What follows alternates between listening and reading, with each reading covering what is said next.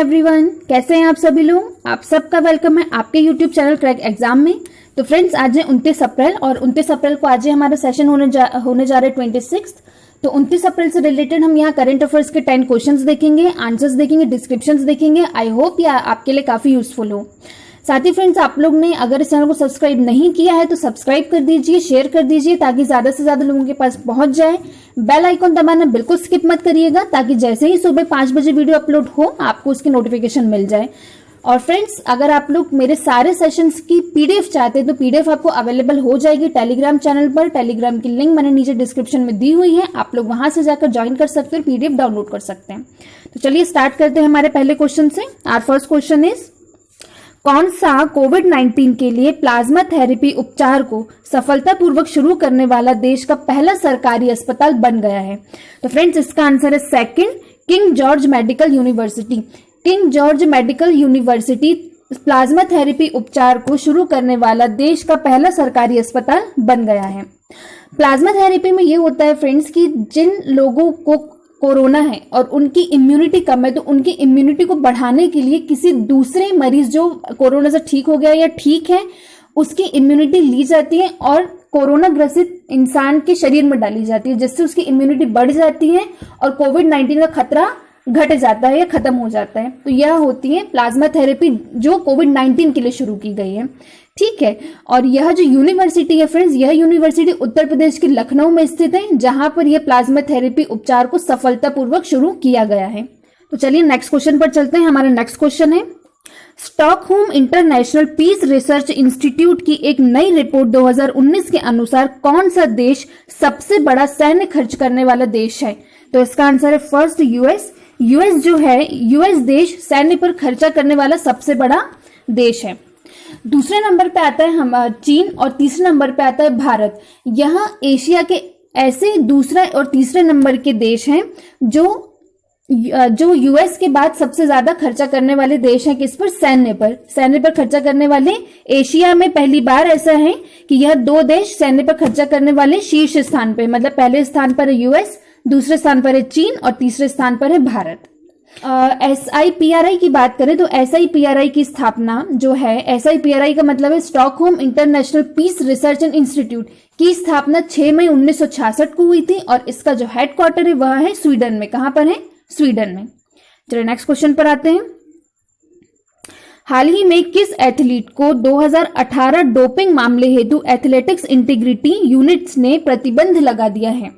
तो इसका आंसर है पहला, झूमा खातून। झूमा खातून को डोपिंग मामले में प्रतिबंध लगा दिया गया है और इनको यह जो प्रतिबंध है यह 4 साल के लिए लगा दिया गया है। कितने साल के लिए? 4 साल के लिए लगा दी गई। तो अब वो 4 साल तक नहीं खेल पाएंगी। और झूमा खातून जो है वह मध्यम दूरी की एथलीट है और इस पे इनको रोक लगाया है एथलेटिक्स इंटीग्रिटी यूनिट ने। एथलेटिक्स इंटीग्रिटी यूनिट की जो स्थापना है वह international association of athletics federation के द्वारा की गई थी। कब की गई थी? 3 अप्रैल 2017 को। चलिए नेक्स्ट क्वेश्चन पर आते हैं, हमारे फोर्थ क्वेश्चन पर। कोविड-19 के कारण किस देश में 27 जुलाई से 14 अगस्त तक होने वाले प्रमुख बहुपक्षीय हवाई युद्धाभ्यास पिच ब्लैक 2020 को रद्द कर दिया गया है? तो फ्रेंड्स, इसका आंसर है ऑस्ट्रेलिया। फोर्थ है इसका आंसर ऑस्ट्रेलिया। ऑस्ट्रेलिया में युद्धाभ्यास पिच ब्लैक 2020 को रद्द कर दिया गया है। अभ्यास pitch black royal Australian air force द्वारा आयोजित एक द्विवार्षिक युद्धाभ्यास है, मतलब यह हर 2 साल में होता है। इसकी शुरुआत वर्ष 1981 में हुई थी। यह अभ्यास विश्व भर की सेनाओं को एक साथ सहभागिता करने का एक अवसर प्रदान करता है। चलिए नेक्स्ट क्वेश्चन पर आते हैं, हमारे 5th क्वेश्चन पर। अमेरिका के राष्ट्रपति डोनाल्ड ट्रंप ने हाल ही में किसे आर्थिक सहयोग और विकास संगठन में अमेरिका का अगला दूत नियुक्त किया है? तो इसका आंसर है फोर्थ, मनीषा सिंह। मनीषा सिंह को आर्थिक सहयोग और विकास संगठन में अमेरिका का अगला दूत नियुक्त किया गया है। आर्थिक सहयोग और विकास संगठन की बात करें तो आर्थिक सहयोग और विकास संगठन की स्थापना 30 सितंबर 1961 को हुई थी और इसका जो मुख्यालय है वह फ्रांस में है और इसमें 36 देश शामिल हैं। कितने? 36 देश शामिल हैं। किसमें? आर्थिक सहयोग और विकास संगठन में। चलिए नेक्स्ट क्वेश्चन पर आते हैं। इंडिया रेटिंग्स एंड रिसर्च ने अपने 2020-21 के आर्थिक विकास के अनुमान को 3.6% से घटाकर कितने फीसदी कर दिया है? तो इसका आंसर है फर्स्ट 1.9 कर दिया कितने में से घटाकर, 3.6 में से घटाकर। यह जो है यह पिछले 29 वर्षों में सबसे कम वृद्धि हुई है। मतलब अभी तक 29 वर्षों तक ठीक था, 29 वर्ष में पहली बार हो रहा है कि इतनी कम वृद्धि होगी। चलिए नेक्स्ट क्वेश्चन पर आते हैं। किसने हाल ही में लेह और नई दिल्ली में हाइड्रोजन कार और बस लाने के लिए परियोजना का शुभारंभ किया है? तो इसका आंसर है एनटीपीसी। एनटीपीसी ने हाइड्रोजन कार और बस लाने का परियोजना का शुभारंभ किया है। इस तकनीक से बसों के चलाए जाने से प्रदूषण में कमी आएगी और जैविक ईंधन की बचत होगी। इसके लिए यह परियोजना का शुभारंभ किया गया है। एनटीपीसी की बात करें तो एनटीपीसी की स्थापना 7 नवंबर 1975 को हुई थी और इसका मुख्यालय नई दिल्ली में है। किसका? एनटीपीसी का नई दिल्ली में मुख्यालय है और इसकी स्थापना 7 नवंबर 1975 को हुई थी। चलिए नेक्स्ट क्वेश्चन पर आते हैं, हमारे 8th क्वेश्चन पर। हाल ही में विजय मिश्रा का निधन हुआ, वे किस क्षेत्र से संबंधित थे? हाल ही में विजय मिश्रा का निधन हुआ, वह नाटक व लेखन से संबंधित थे। किससे संबंधित थे? नाटक व लेखन से संबंधित थे। यह प्रख्यात ओडिया नाटककार और पटकथा लेखक थे। इन्होंने लगभग 60 नाटकों, 55 फिल्मों और 7 टीवी धारावाहिकों की पटकथाओं का लेखन किया है। उन्हें ओडिशा साहित्य अकादमी से भी सम्मानित किया जा चुका था।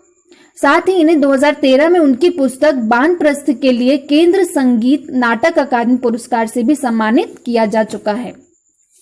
चलिए नेक्स्ट क्वेश्चन पर आते हैं, हमारा नेक्स्ट क्वेश्चन है, हाल ही में विश्व कार्यालय स्वास्थ्य व सुरक्षा दिवस कब मनाया गया? तो फ्रेंड्स इसका आंसर है 4th 28 अप्रैल। 28 अप्रैल को हाल ही में विश्व कार्यस्थल स्वास्थ्य व सुरक्षा दिवस मनाया गया। इस दिवस को प्रतिवर्ष 2003 से मनाया जा रहा है और यह अंतर्राष्ट्रीय श्रम संगठन द्वारा मनाया जाता है। इसका जो उद्देश्य होता है वह व्यावसायिक सुरक्षा तथा स्वास्थ्य की ओर ध्यान आकर्षित करना होता है। अंतर्राष्ट्रीय श्रम संगठन की बात करें तो अंतर्राष्ट्रीय श्रम संगठन की स्थापना 1919 में हुई थी और इसका जो हेडक्वार्टर है वह जेनेवा स्विट्जरलैंड में है। चलिए हम अपने नेक्स्ट क्वेश्चन पर आते हैं, हमारे 10th और अंतिम क्वेश्चन पर। केंद्र सरकार ने कब तक के लिए बैंकिंग सेवाओं को सार्वजनिक उपयोगिता सेवा घोषित कर दिया है? मतलब पब्लिक यूटिलिटी सर्विस घोषित कर दिया है। तो इसका आंसर है 4th 21 अक्टूबर। 21 अक्टूबर तक के लिए बैंकिंग सेवाओं को सार्वजनिक उपयोगिता सेवा घोषित कर दिया है। अब ये घोषित करने से क्या होगा?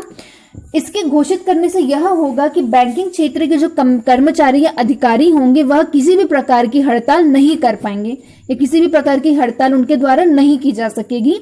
इसका मतलब यह होता है और यह आदेश औद्योगिक विवाद अधिनियम के प्रावधानों के तहत जारी किया गया है। तो चलिए फ्रेंड्स, इसी के साथ हमारे ये सारे 10 क्वेश्चंस यहीं फिनिश होते हैं। आई होप कि आपके लिए काफी यूजफुल होंगे, आपको अच्छा लगा होगा। तो एक और चीज बता दूं फ्रेंड्स, मैंने स्टार्टिंग में भी बताई, जैसे आप अगर इसकी पीडीएफ चाहते हैं तो आपको पीडीएफ मिल जाएगी टेलीग्राम चैनल पर। टेलीग्राम में जाकर आप ज्वाइन कर सकते हैं।